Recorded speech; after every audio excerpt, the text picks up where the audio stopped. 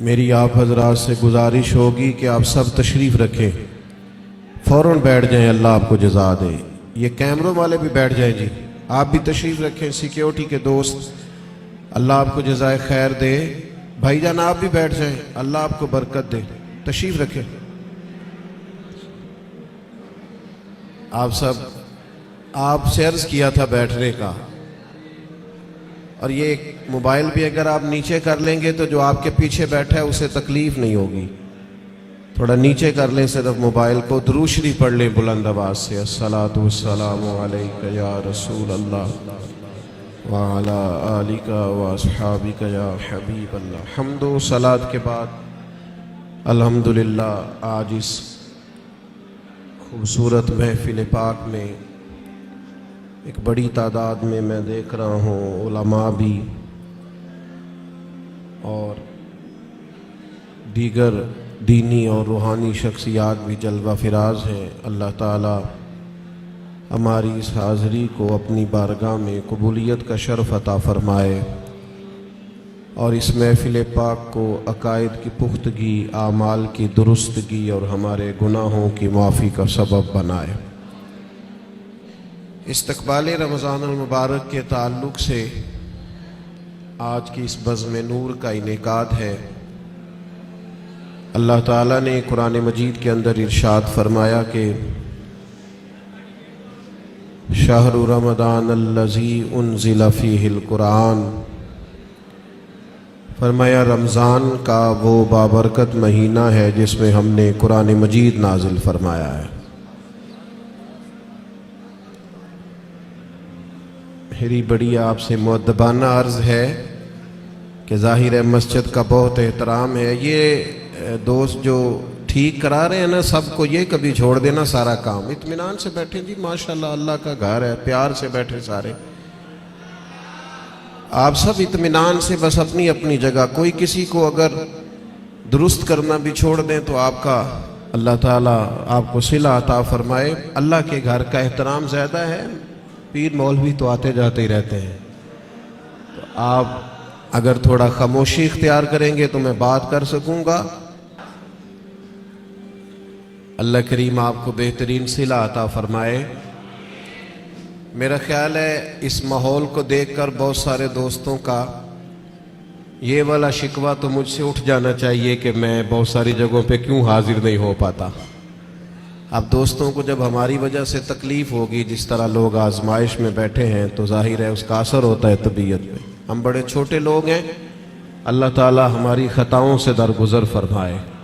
آپ اطمینان سے مسجد کے بہت زیادہ احترام کو، اللہ کے گھر کے بہت زیادہ ادب کو ملحوظ خاطر رکھیں، اور ویڈیو اتنی ضروری تھی تو مجھے بتاتے، میں صرف ویڈیو بھیجتا، میرا تو خیال تھا کہ مجھے آپ سے گفتگو کرنی ہے۔ اللہ تعالیٰ آپ کو بہت سی بہترین برکتوں سے مالا مال فرمائے۔ اللہ تعالیٰ کوئی ایسی بات مجھ سے ہو جائے جو درست نہیں ہے تو اللہ تعالیٰ میری اصلاح بھی کرے اور مجھے معاف بھی فرمائے۔ دو چار باتیں عرض کرنی ہے، آپ لوگ محبت سے خاموشی سے اگر سماعت فرمائیں۔ مجھے اندازہ ہے کہ لوگ زیادہ ہیں تو ان کو دقت ہو رہی ہے بیٹھنے میں اور آزمائش میں ہے، لیکن بہرحال آپ جب جتنی محبت سے بیٹھیں گے اس کا زیادہ اجر ملے گا آپ کو۔ تو رمضان شریف کے تعلق سے چند ایک گزارشات آپ کی خدمت میں عرض کرنی ہے۔ اللہ کریم نے ارشاد فرمایا کہ رمضان وہ بابرکت والا مہینہ ہے جس میں ہم نے قرآن مجید نازل فرمایا ہے۔ میں یہاں آیا تو یہاں میرے لیے خیر کے جملے کہے گئے، اچھے لفظوں سے میرا استقبال کیا گیا، تو ظاہر ہے جو یہاں دوست بات کر رہے تھے وہ معتبر آدمی تھے، اچھے آدمی ہوں گے، تو آپ یقیناً یہ کہتے ہوں گے کہ ہمارے مولانا نے جس کے لیے اعلان جمعے میں کیا ہے اور کتنے سارے لوگ جس کو سننے کے لیے آئے ہیں شاید بڑا آدمی ہو۔ کوئی کسی کے لیے جب استقبالیہ کہتا ہے، اچھے جملے کہتا ہے، تو اس بندے کا اپنا قد کتنا بڑا ہوتا ہے، لوگ آنے والی شخصیت کو بھی اسی میں تولتے ہیں۔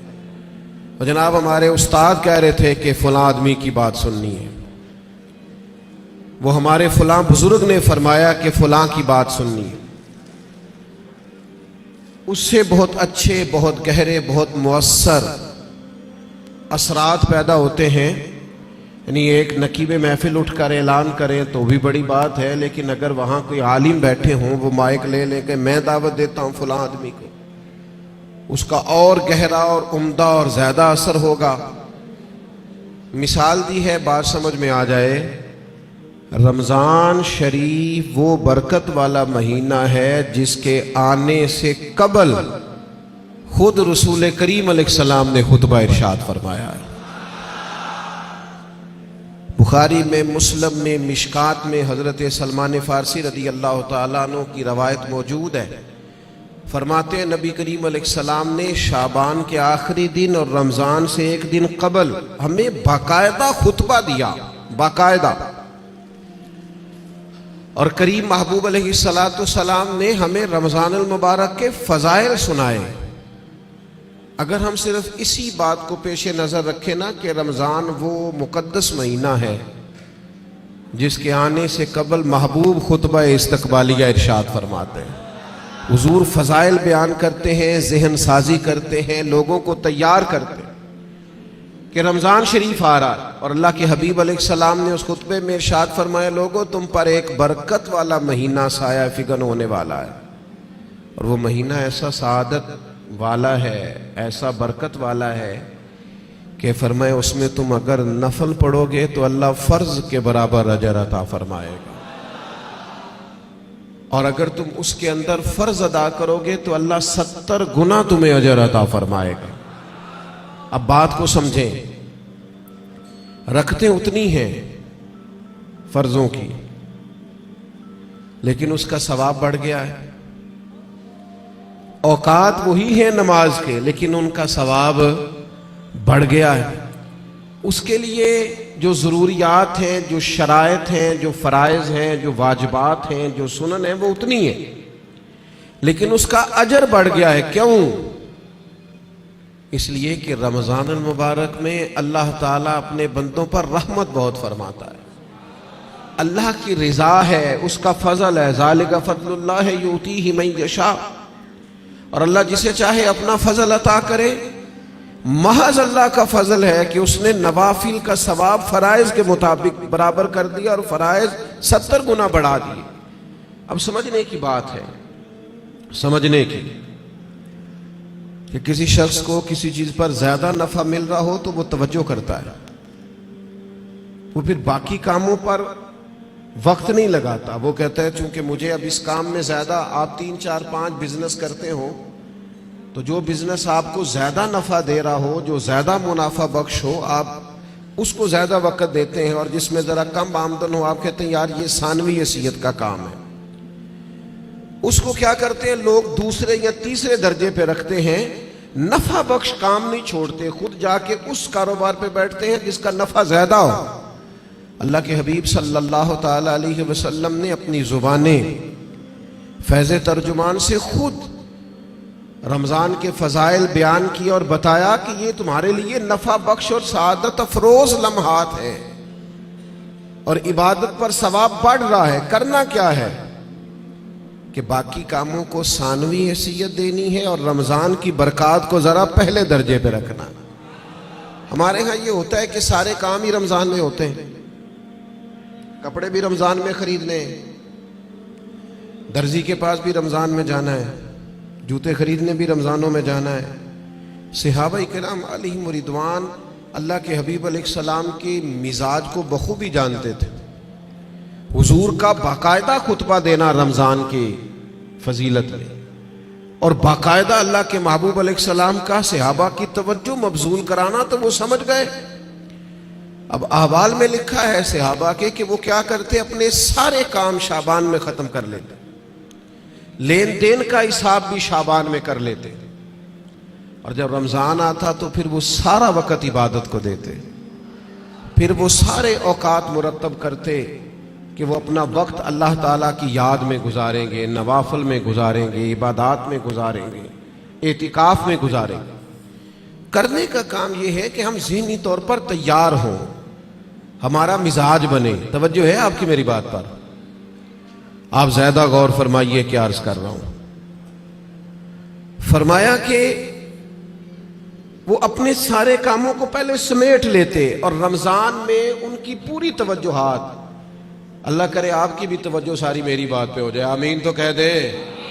ایسا نہ ہو جب تک آپ انتظام مکمل کریں تب تک ہم چھٹی لے لیں آپ سے۔ اللہ تعالیٰ آپ کو برکات عطا فرمائے، آپ زیادہ غور کریں، ماشاءاللہ انتظام اچھا ہے آپ کا، اور آپ زیادہ پریشان نہ ہو، میں چھوٹا آدمی ہوں، شروع میں کہہ چکا ہوں، آپ سے اللہ رسول کی بات کرنے آیا ہوں، آپ زیادہ توجہ سے سنیں گے، طبیعت عمل کی طرف مائل ہوگی تو میرے لیے ذخیرہ آخرت بنے گا، تو آپ غور کریں بات پر، چھوڑ دیں باقی چیزوں۔ اللہ تعالیٰ آپ کو برکات عطا فرمائے، آمین تو کہہ دے۔ ہماری طرف دیکھیں پھر ادھر دیکھ رہے ہیں، کمال ہو گئی۔ اللہ تعالیٰ آپ کو جزائے خیر عطا فرمائے، برکت۔ جو استاد ٹائپ لوگ ہوتے ہیں نا، پڑھنے پڑھانے والے، وہ کہتے ہیں بچے کو میری طرف دیکھ، چاہے علی بات آسا بھی پڑھا رہا ہوں نا تو پورا دیکھے گا تو سبق کا مزہ آئے گا۔ اللہ تعالیٰ آپ کو برکات عطا فرمائے، جزائے خیر۔ اور ویسے بھی ہماری محفل میں ایک آدھ آدمی ہوتا ہے جس نے مجمع میں بھی لازمی بیٹھنا ہوتا ہے اور سارے انتظام بھی کرنے ہوتے ہیں۔ بھئی آپ کو بندوبست کرنا ہے تو آپ ادھر تشریف لے جائیں جہاں بندوبست ہو رہا ہے، اب یہاں بھی تشریف فرمائیں، وہاں بھی تشریف فرمائیں، تو روحانیت سے ہی کام چلائیں، یہی زیادہ بہتر ہے۔ اللہ تعالیٰ آپ کو بہت سی برکتیں عطا کرے، سلامتی عطا فرمائے، اللہ تعالیٰ اس محفل کی سب برکات ہمیں نصیب کرے۔ تھوڑی تقریر کرنے والا آدمی ہوں تو چاہتا ہوں کہ سارا کام محفل کو درست کرنے میں ہی نہ لگ جائے، کچھ بات بھی ہو جائے۔ تو اگلی بات یہ ہے کہ رمضان میں کرنا کیا ہے، عبادات کون کون سی ہم نے زیادہ کرنی ہے۔ سب سے پہلے تو یہ سمجھ لیں کہ روزہ دار کا سارا وقت ہی عبادت میں ہے۔ اسے کہا گیا ہے کہ روزہ تیرے لیے ڈھال ہے، روزہ رکھنا بھی ہے، رکھنے کے بھی فضائل ہیں۔ محبوب فرماتے ہیں اللہ تعالیٰ اور اس کے فرشتے سحری کھانے والوں پر رحمتوں کا نزول فرماتے ہیں۔ نہیں، آپ کھانا ہی کھا رہے ہیں لیکن کھانا کھاتے کھاتے آپ پر رحمت ہو رہی ہے۔ اور حضور علیہ السلام نے فرمایا، اور ہمارا اور دیگر مذاہب والوں کا فرق یہ ہے کہ ہم سحری کھاتے ہیں اور وہ بغیر سحری کھائے روزہ رکھتے ہیں، یعنی سحری کھانا، اس کو اللہ کے محبوب علیہ السلام نے کتنا درجہ عطا فرمایا۔ اب آپ نے روزہ رکھ لیا، روزہ ڈھال ہے، اس کو رکھنا بھی ہے اور اس کی حفاظت بھی کرنی ہے۔ تھوڑا سا اپنے آپ کو رمضان المبارک میں بدلنا ہے، روٹین کا کام نہیں کرنا۔ آپ نے روزہ رکھا ہے، اب آپ کو اس روزے کا محافظ بننا ہے۔ اس کے لیے کیا کریں گے؟ اپنے آپ پر ذرا پابندی لگائیں گے۔ حضور علیہ السلام کی خدمت میں کچھ خواتین حاضر ہوئی تھی کہ ہم روزے دار ہیں، تو فرمایا تم نے تو غیبت کی ہے، مردہ بھائی کا گوشت کھایا ہے، کہاں رہا تمہارا روزہ؟ جب تک کوئی جھگڑا نہ کرے، جب تک کوئی غیبت نہ کرے، اتنی دیر تک تو اس کا روزہ ڈھال ہے۔ لیکن اگر کوئی یہ کام کرتا ہے تو اس کا لازمی نتیجہ یہ نکلتا ہے کہ وہ اپنے روزے کی برکات کو ضائع کرتا ہے۔ روزے کے محافظ بنے۔ اگر کوئی شخص ایسی بات بھی کرتا ہے تو اسے کہیں بھئی میں روزہ دار ہوں، اس روزے کے محافظ بنے۔ پھر رمضان المبارک کے اندر قرآن مجید کے ساتھ رمضان کا بڑا گہرا رشتہ ہے۔ جو آیہ کریمہ میں نے تلاوت کی، جو حصہ میں نے پڑھا، اس میں بھی فرمایا اللہ تعالیٰ نے شہر رمضان الذی انزل فیہ القرآن، یہ رمضان کا وہ مہینہ ہے جس میں ہم نے قرآن مجید کو نازل فرمایا ہے۔ ہمارا نا قرآن مجید کے ساتھ رشتہ آخر کس طرح کا ہونا چاہیے؟ اللہ کا فضل ہے، رمضان کے اندر آپ کو بہت حفاظ ملیں گے۔ اب ایسا نہیں ہے کسی جگہ کہ کوئی شخص یہ کہے کہ ہمیں قرآن مجید سننا تھا تراویح میں لیکن ہمیں حافظ نہیں ملا۔ یہ ہو سکتا ہے کسی حافظ کو مسجد نہ ملے، یہ ممکن ہے سنانے کا موقع نہ ملے، لیکن اللہ کا یہ احسان ہے کہ ایسا کوئی شخص نہیں۔ حفاظ بڑے ہیں، قراء بڑے بڑے اعلیٰ ہیں، قرآن مجید کے عالم، ترجمہ کرنے والے، تفسیر بیان کرنے والے، سمجھانے والے بڑی تعداد رکھتے ہیں۔ لیکن ہمیں ضرورت کن لوگوں کی ہے؟ ہمیں ضرورت ہے قرآن مجید کے عشاق کی، جو عشق کرے قرآن مجید سے۔ رکے بھیجتے ہو نا نعت خوانوں کو، بہت اچھی بات، فلاں نعت سنائیں، بہت اعلیٰ بات، ایک آدھ رکا کبھی بھیجا کرو نا، آج بڑا دل کر رہا ہے سورہ رحمان سنائیں، ایک آدھ رکا روانہ کرو نا اسٹیج کی جانب۔ کبھی جب قاری صاحب تلاوت کر رہے ہوں تو انہیں کہا بہت دل کر رہا ہے آج آج آپ نا ہمارے سامنے سورۃ الحجرات کی تلاوت کریں، یہ رکے بھی تو ہونے چاہیے نا۔ نبی کریم علیہ السلام کی خدمت میں عرض کیا گیا، یا رسول اللہ یہ فلاں شخص ہے نماز میں سورہ اخلاص بہت کثرت سے پڑھتے ہیں، تو محبوب نے بلا کے پوچھا آپ کو اور صورتیں نہیں آتی؟ انہوں نے کہا حضور آتی ہیں، پر سورہ اخلاص میں اللہ کی شانوں کا بیان ہے، مجھے پیاری بڑی لگتی۔ تو کریم نے فرمایا تم اس سے محبت کرتے ہو، امید ہے جنت میں بھی تمہیں ساتھ لے جائے گی۔ کسی ایک سورت سے بھی تو پیار کرے نا بھائی۔ وہ جو سورہ ملک پڑھتے تھے اور پھر قبر سے بھی ان کے سورہ ملک پڑھنے کی آواز ہی آ رہی، تو یہ والا پیار بھی تو کرے نا آپ۔ قرآن مجید کے ساتھ دلچسپیاں ہو، ذوق ہو۔ امام شافعی رحمۃ اللہ علیہ فرماتے ہیں کسی شخص نے پورا قرآن مجید نہ بھی سمجھا ہو تو اگر وہ صرف سورہ عصر کو سمجھ لے، انتہائی جامع، انتہائی مختصر، اور دین کا پورا مفہوم سورہ عصر میں بیان ہوا، اگر وہ صرف سورہ عصر سمجھ لے تو اس نے دین کے سارے مفہوم کو سمجھ لیا ہے۔ اور صحابہ کا اتنا مضبوط مزاج تھا ان باتوں پر کہ جب وہ کسی سے ملاقات کرتے السلام علیکم ہوتی تو اتنی دیر تک جدا نہیں ہوتے تھے جب تک سورہ عصر کی تلاوت نہیں کر لیتے تھے۔ ہمیں قرآن مجید سے عشق کرنا چاہیے۔ کہہ رہے ہوتے ہیں ہمارے نقیب صاحب بھی اور نعت خان صاحب بھی، سارا قرآن مجید ہی حضور کی تعریف ہے، سارا قرآن پاک کی نبی کریم کی نعت ہے۔ تو بھائی اگر سارا قرآن مجید حضور کی نعت ہے تو چند آیات پڑھ دیں آپ، پھر مہربانی کریں، پھر آپ سنا دیں، سنا پھر بھی آپ اشعار ہی رہے ہیں، اور وہ بھی ایسے لوگوں کے جن کا پتہ ہی نہیں ہے کہ ان کو شعر کہنا بھی آتا ہے کہ نہیں۔ قرآن مجید سے دلچسپی پیدا کریں۔ حضرت ابو موسیٰ اشعری رضی اللہ تعالیٰ عنہ خوبصورت قرآن مجید پڑھتے تھے، تو حضرت عمر انہیں بلا کے فرمایا کرتے تھے ابو موسیٰ ذرا مجھے میرے رب کی یاد تو دلانا، تو وہ اشارہ سمجھ جاتے اور فوراً قرآن مجید کی تلاوت شروع کرتے۔ قرآن پاک سے پیار کریں، یہ رمضان کا قرآن سے خاص رشتہ ہے۔ مجھے نہیں پتا آپ بڑے شہر میں رہتے ہیں، میرا تو ایک چھوٹے سے علاقے سے تعلق ہے۔ ہم جب چھوٹے ہوتے تھے تو گھروں میں بہن بھائیوں کی، حتیٰ کہ بڑوں کی بھی دوڑ لگی ہوتی تھی، قرآن مجید سارا دن تلاوت ہوتی تھی، اور ایک دوسرے سے پوچھا کتنے سپارے ہوئے، میں نہیں بتاؤں گا، تو پہلے بتا تیرے کتنے ہوئے۔ اور اگر وہ پوچھنے کو آ جاتے تھے، دیکھنے کو آ جاتے تھے کون سا پارا پڑھ رہے ہیں، تو چھپایا جاتا تھا۔ لیکن کیا کروں میں کس درد سے یہ بات کروں۔ اب موبائل صرف جوان بیٹا ہی زیادہ استعمال نہیں کرتا، اس کا باپ بھی بہت استعمال کرتا۔ اب ٹیلی فون پر صرف بچے نہیں لگے ہوئے، ان کی اماں بھی بہت استعمال کر رہی۔ وہ عشق جو آپ کا قرآن مجید سے ہونا چاہیے تھا، جو ذوق قرآن پاک سے ہونا چاہیے تھا، پلٹ کر قرآن مجید کی آیات کو پڑھنا چاہیے تھا۔ آپ نے جس قدر چیزیں اپنے موبائل سے لی ہیں، یاد کی ہیں، ذہنوں پہ بٹھائی ہیں، کاش آپ ایک دو آیات ہم سارے یاد کرنی شروع کرتے، اصلاح لیتے، کہاں تک بات پہنچ جاتی۔ سیدہ طیبہ طاہرہ حضرت عائشہ صدیقہ رضی اللہ تعالی عنہ بیان فرماتی ہیں کہ نبی کریم علیہ السلام ہر سال رمضان المبارک میں قرآن مجید کا دور فرماتے تھے حضرت جبریل امین کے ساتھ، یعنی پورا قرآن مجید محبوب حضرت جبریل امین کو سناتے اور وہ نبی کریم کو سناتے، اور فرماتی ہیں جس سال حضور کا وصال ظاہری ہوا ہے اس سال 2 مرتبہ سرکار نے قرآن مجید سنایا، اور 2 بار سنا ہے۔ چلے یہ ذوق تو پیدا کریں، قرآن مجید سے اپنی دلچسپی پیدا کریں۔ 2 سپارے تو قرآن مجید کے روز ہمیں پڑھنے چاہیے۔ وعدہ نہیں لے رہا، ارادہ کرا رہا ہوں، 1 پارہ مسجد میں پڑھیں صبح۔ میری اپیل ہے کہ رمضان شریف میں موبائل کم استعمال کریں۔ آپ کے خبریں سننے سے اور تبصرے سننے سے ملک میں کوئی انقلاب بھی نہیں آئے گا، نہ پہلے آیا ہے۔ تبصرے ہونے سے کچھ نہیں آیا تو کیا نتیجہ ہے؟ کچھ بھی نہیں۔ میں جی خبریں سنتا ہوں، آپ 1 مہینہ خبریں بھی رہنے دیں، آپ کے جو تعلق کی بات ہے کوئی مجبوری آپ دیکھیں، باقی چھوڑ دیں، وقت قرآن مجید کو دیں۔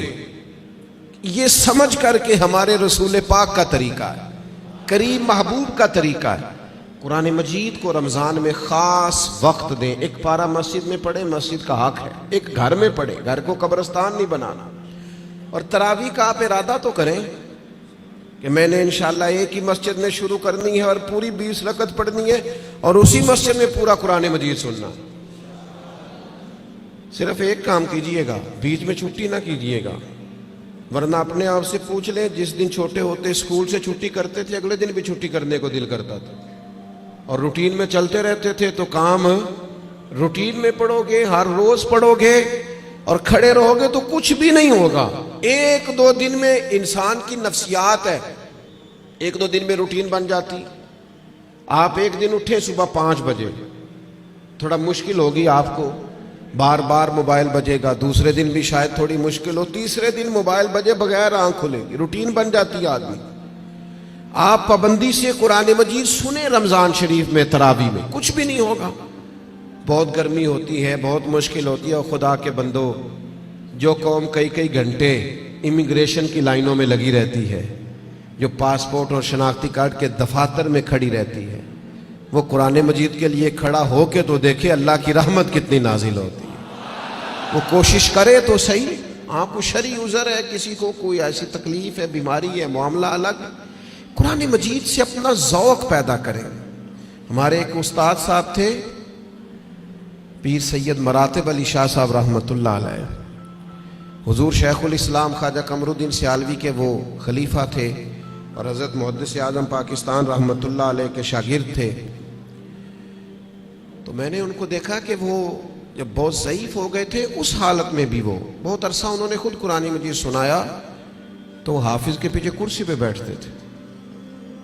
بہت بڑھاپا تھا، ظاہری طور پر کمزوری تھی، پر جو قرآن مجید سے ان کا پیار تھا وہ بڑا انوکھا تھا۔ قرآن مجید سے محبت پیدا کریں، ذوق پیدا کریں۔ اور میں آپ سے عرض کروں، آپ کا جو بچہ بڑا چھوٹا ہے نا، 2-2.5 سال کا ہے، بچی بڑی چھوٹی ہے، آپ قرآن مجید لے کے گھر میں بیٹھ جائیں، انشاءاللہ وہ بھی پارہ لے کے آپ کے قریب آ کے بیٹھ جائیں گے۔ آپ یہ کریں، آپ دیکھیں انقلاب آتا ہے۔ تیسرا کام جو ہم نے رمضان شریف میں کرنا ہے، وہ ہے ایک دوسرے کا خیال رکھنے کا کام۔ رمضان غمخواری کا مہینہ ہے، اپنے اخراجات کم کریں، اپنے ارد گرد خیال کریں۔ حضرت عبداللہ ابن عمر رضی اللہ تعالیٰ عنہ فرماتے ہیں کہ حضور تو ہمیشہ ہی بانٹا کرتے تھے، پر رمضان میں جو نبی پاک کی سخاوت ہوتی تھی، حضور اس طرح بانٹتے کہ دونوں ہاتھوں سے تقسیم فرماتے۔ رمضان المبارک میں سخاوت کا مزاج بدلیں۔ ہمارے ہاں بھی سخاوت ہوتی ہے، آپ کا نہیں مجھے پتا، ویسے ہمارے ہاں آئمہ مساجد کو جو جوڑا دیا جاتا ہے نا سوٹ سینے کے لیے، وہ 27ویں رمضان کو باز لو۔ آپ کے ہاں کب دیتے ہیں؟ وہ 27ویں کو اس لیے دیتے ہیں کہ درزی کوئی پکڑتا نہیں نا، پھر سی کے نہیں دے گا، بغیر سلا دیتے ہیں 27 کو، تاکہ کہیں امام سلوا نہ لے اور پہن ہی نہ لے۔ اب کون درزی پکڑے گا؟ آپ نے کہیں راشن دینا ہے یا کسی کو تحفہ دینا ہے تو وہ آپ رمضان سے پہلے دیں، اور علماء سے تصدیق کرا لینا، رمضان کی نیت کر کے رمضان سے پہلے بھی دے دو گے تو رمضان جتنا ہی اللہ اجر عطا فرمائے گا۔ اللہ کے بندے قبل از وقت کسی کو دے، اور مہربانی کریں، لوگوں کو لائنوں میں لگانے کا شوق نکال دیں طبیعت سے۔ جب رب نے ہمیں دیا تھا تو لائنوں میں کھڑا کر کے نہیں دیا تھا۔ یہ کیوں شوق پیدا ہو گیا؟ پتہ ہے مومن کی عزت کتنی ہے؟ اللہ کے حبیب علیہ السلام نے فرمایا، مومن کی عزت اللہ کی بارگاہ میں بیت اللہ سے بھی زیادہ ہے۔ ترمذی میں حدیث۔ شوق آ گیا لوگوں کو لائنوں میں کھڑا کر کے دیتے ہیں۔ آپ کو پتہ ہے، اور جس طرح الیکشن کے دنوں میں لسٹیں بنتی ہیں نا کس کا ووٹ کہاں ہے، اس طرح غریبوں کی لسٹیں بھی پہلے سے بنائی جا سکتی ہیں کہ کون ضرورت مند ہے، اور ایک جگہ پہ بیٹھ کر ہی بن جاتی ہیں، سب ہو جاتا ہے اگر کرنا ہو۔ میرے عزیز، لوگوں کو دیا جائے، اور دیکھنا، یاد رکھنا، اگر رمضان میں بھی کوئی کریانے والے کے پاس کھڑا ہو کے کہہ رہا ہونا کہ یار بس 2 दिन और निकालो, मैं तुम्हारा कर्ज चुकाता हूँ। तो फिर मेरा ख्याल है कि हमें अपनी अफ्तारियाँ और सियासी अफ्तारियाँ थोड़ी बंद कर लेनी चाहिए। फिर हमें गौर कर लेना चाहिए कि रमज़ान शरीफ में भी लोग गुजारिशात पेश कर रहे हैं। खुदा के बंदो, इस तफरीक से हम कब निकलेंगे कि बस हमें लोगों को खैरात ही देनी है? आप लोगों के दुखों का मदावा करें, आप तालीम को आम करें, रोजगार को आम करें, और आप लोगों की जरूरियात की किफालत करें। एक शख्स सिर्फ दे और एक आदमी को दे, लेकिन उसकी जरूरियात का ख्याल करें। इस तरह का रवैया कि मुझे 100 जगह पे देना। हजरत उमर बिन अब्दुल अजीज के ज़माने में एक शख्स को ज़कात लगती थी, इतने लोगों ने ज़कात दी, उसने कारोबार किया कि अगले साल वो खुद ज़कात दे रहा था। लेकिन वो हम तो लोगों को इस तरह का रवैया रखते हैं कि बस ठीक है, ये काम चलता ही रहना चाहिए। तो आप अपनी तबीयत में रमज़ान में सखावत का मिजाज पैदा करें और अपने इर्द गिर्द ढूंढें। हजरत इमाम ज़ैनुल आबिदीन रज़ी अल्लाह ताला अन्हु किसी शख्स को कुछ देने लगे तो ज़मीन पे रख के चले गए और फिर आवाज़ दी, वो मैंने कुछ आपके लिए तोहफा रखा है, फलां जगह उठा लीजिएगा। तो किसी ने कहा, हुजूर आपने नीचे रखा है, दे देते। फरमाने लगे, लेते वक्त वो आंखें भी नीची करता, उसकी जुबान पर शुक्रिया के अल्फाज भी लड़खड़ाते हुए आते, और वो मुझे मुहसिन जानकर अपने मिजाज में थोड़ा कमजोरी भी महसूस करता। तो मैं जल्दी से इसलिए आ गया हूं कि कहीं उसको नजरें ना झुकानी पड़े, अल्लाह की रिजा के लिए दिया है। हमारे हजरत फरमाया करते थे, किसी गरीब की बेटी की शादी कराओ तो फिर खुद उस शादी में ना जाना, इसलिए कि वो तो फिर बेचारा तुम्हारे आगे पीछे फिरता रहेगा, नजरें झुकाए फिरेगा। तुमने ताबुन कर दिया, अब घर रहो। चौथा काम जो हमने रमजान में बहुत ज्यादा करना है वो दुआएं मांगने का है। दुआ मोमिन का हथियार है। कुछ लोग कहते हैं दुआ से क्या होता है। मैंने कहा, अगर रसूल रहमत दुआ मांगे ना तो अल्लाह हजरत उमर जैसे लोगों को दीन में दाखिल कर देता है। वो दुआ की ताकत का ही नहीं पता। दुआ तो हथियार है मोमिन का। दुआ से इनकलाब आ जाता है, काया पलट जाती है। दुआ करो कोई दुआ देने वाला मिले, दुआ करो कोई पिछले शहर उठकर दुआ दे। कोई बैठा हुआ मुझे दूर दुआ देता है, मैं डूबता हूं पर समुंदर उछाल देता है। अल्लाह करे कोई दुआओं में याद रखे। दुआएं मांगे और दूसरों के लिए ज्यादा मांगे। आपने ज्यादा गौर किया है, मैं समझ गया हूं कि दूसरों के लिए ही मांगे। ये बड़ा मुश्किल काम होता है, लेकिन आप दूसरों के लिए मांगे। हदीस में फरमाया, जो दुआ तुम किसी के लिए मांगते हो अल्लाह पहले तुम्हें अता फरमाता है। आप मांगेंगे तो वो तो करम होगा। अपने लिए भी मांगे पर दूसरों के लिए भी मांगे। दिल बड़ा जख्मी है, तबीयत बड़ी बेचैन हो जाती है जब फलस्तीन के लोगों की तकलीफ देखते हैं। हम ना खबरों में थोड़े दिन रहने वाले लोग हैं, हमारा मिजाज है, जो खबर चल गई उसके पीछे हो लिए। जिन इलाकों में सैलाब आया था वो सारे लोग अपने अपने घरों में सेट हो गए, कारोबार चल गए, लेकिन खबरें खत्म हो गई हैं ना, तो हम भी चुप कर गए। फलस्तीन की चंद दिन खबरें जरा ज्यादा थी तो हम भी जरा ज्यादा बात कर रहे थे। अब वो खबरें खत्म हो गई, जंग तो खत्म नहीं हुई, तकलीफ तो खत्म नहीं हुई। खुदा के बंदो, जो जख्म लगे थे वो तो नहीं भरे। आंसू तो अपनी जगह पे हैं, दर्द तो अपनी जगह पे, लेकिन हम खामोश हैं। हमारे वही स्टेटस है, वही आना जाना, वही फुर्तियां हैं, वही खाना पीना है। हमें किसी से क्या लगे इल्ला माशा। अपने मुसलमान भाइयों का दर्द समझो, अपनी तिजोरियां भरते जाना और किसी का ख्याल ही ना करना। इसका माना यह है कि दिल सख्त हो गया। अल्लाह के प्यारे हबीब अलैहिस्सलाम से एक शख्स ने पूछा तो हुजूर दिल सख्त हो गया। फरमाया, कोई यतीम मिले ना, उसके सर पे हाथ फेरा कर, अल्लाह तेरे दिल को नरमी अता कर देगा। इन पर देखें। मैं बात समेटने लगा हूं। 5वां काम जो रमजान शरीफ में हमने करना है वो है मुहासबा। ہمیں سوچنے کا وقت ملے گا، ہم روزے سے ہوں گے، بیٹھنے کا موقع. ہمارے صوفیہ ایک مراقبہ کراتے ہیں. اب تو خیر ہم جو صوفیہ کی جماعت ہیں ہمیں بھی طرز کا نہیں پتا کہ صوفیہ کا اصل طریقہ کیا ہے. نہ ہمارے ہاں وظائف پڑھنے کا وہ رواج ہے، نہ اکیلے میں بیٹھ کے کچھ دیر مراقبے کی وہ کیفیات ہیں، نہ دعا اور مناجات اور وہ اکیلے کی عبادتیں تنہائی کی، دوسروں سے کٹ کے اللہ کو یاد کرنا، تھوڑی دیر کے لیے کرنا لیکن تنہائی میں. ہمارے ہاں جو چیز بھی ہوتی ہے وہ چونکہ زیادہ تر اجتماعی ہوتی ہے، تو اجتماعی چیزیں زیادہ تر فیس بک پہ ہوتی ہیں، تو پھر وہ اس کی وہ کیفیت نہیں رہتی، وہ ذوق نہیں رہتا. آپ رمضانوں میں تھوڑا اکیلے بیٹھیں، تھوڑا تنہائی میں وقت گزاریں. غار حرا میں تنہا بیٹھنا بھی تو نبی کریم کا طریقہ ہے. غار ثور میں 3 دن سب سے کٹ کے اسلام رہبانیت کی نفی کرتا ہے، لیکن کچھ دیر کے لیے خلوت کرنا، اکیلے میں بیٹھنا، تھوڑی دیر اپنے آپ سے گفتگو کرنا. ڈھونڈتا پھرتا ہوں اے اقبال اپنے آپ کو، آپ ہی گویا مسافر، آپ ہی منزل ہوں میں. زمانہ بیت گیا، ہم نے اپنے آپ سے بات ہی نہیں کی.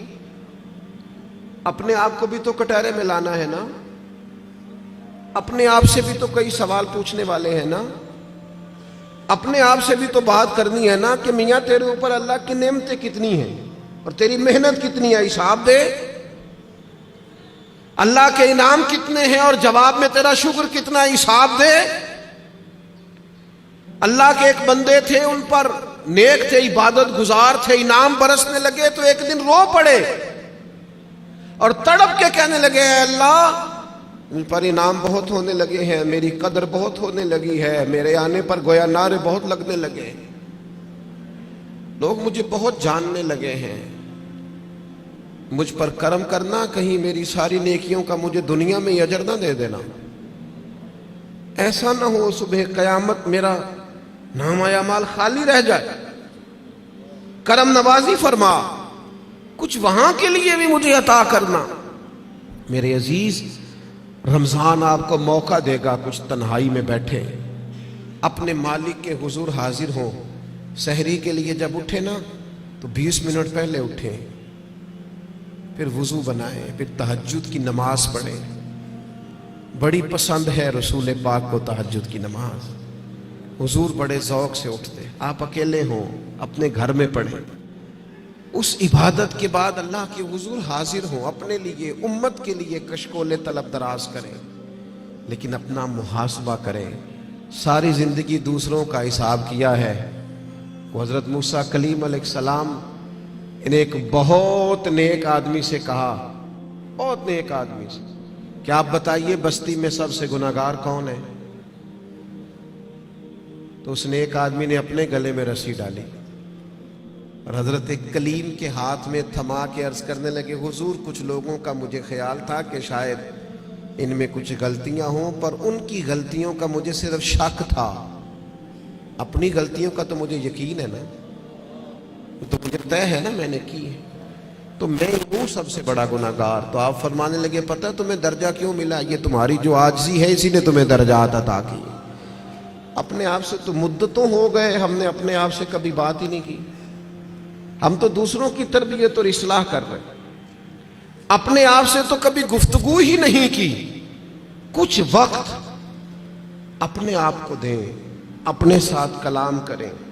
بزرگوں کے طریقے تھے کہ وہ کچھ لمحے رات کو تنہائی کرتے، اللہ کے حضور حاضر ہوتے، وقت بتاتے. ہم سارے اب مجالس کے، محافل کے، آنے جانے کے، اٹھنے بیٹھنے کے قائل ہیں، اکیلے آئے ہیں دنیا میں. جب جانا ہے تو پھر اکیلے جانا ہے. قبر سے لے کر قیامت کے قائم ہونے تک تنہا رہنا ہے.